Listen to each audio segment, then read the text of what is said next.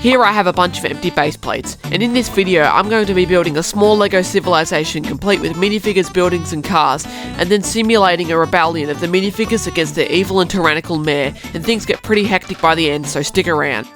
And I think the first thing a civilization needs is people, so I placed a bunch of random minifigures down in the centre. And I've got all the figures now, but since there's nothing there and no one to stop them, they're committing things like theft, arson and illegal building techniques.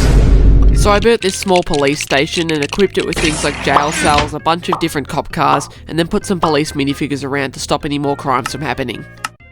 And I'd say the police station's looking pretty good, but the next thing we need is a couple of houses for the minifigures to live in, so I took some sets and put them down the corner so now the minifigures had a place to reside.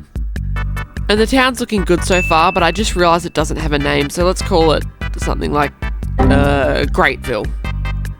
So Greatville has houses and a police station, though the minifigures didn't have anywhere to get food, so I put down the Quickie Mart from The Simpsons, and now they had a place where they could rock up to the store and get things like junk food, soft drink and buy overpriced coffee.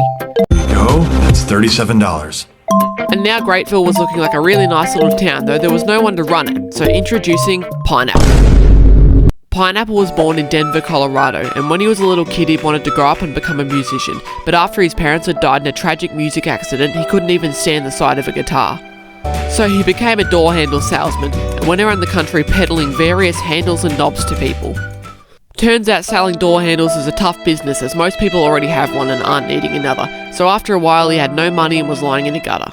So then Pineapple decided to run for mayor of Greatville, and the candidate he was up against was the Demogorgon from Stranger Things, and whilst the Demogorgon made some great promises if he was elected, the audience sympathised with Pineapple's tragic backstory and he won by a landslide.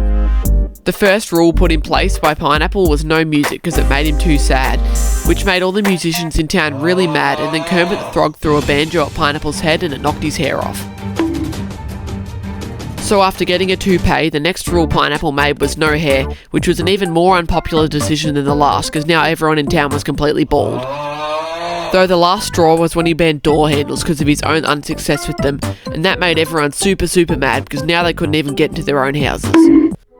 And up until this point, Greatville had been a relatively peaceful place, with the exception of a few drunk drivers and YouTube pranksters. Though now everyone in town was furious with the mayor, so they all conspired against him and marched up to his luxury condo to protest his rules. They started demanding that Pineapple come down and talk to them, though since he was the mayor and could do whatever he wanted, he didn't really care and just ignored them. That made the protesters get really rowdy, and the police had to step in to calm things down a bit. Then one of the protesters went too far and threw a Molotov cocktail up in the air, and it went flying into Pineapple's window and blew up his luxury apartment, which then fell over and set on fire.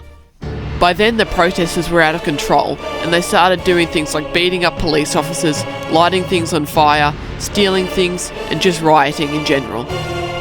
Then, crawling out of the burning wreck of his condo, Pineapple realised the error of his ways and stood atop his house to say something.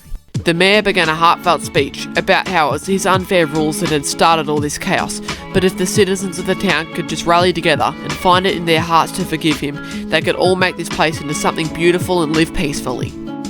And the townspeople thought his speech over for a moment.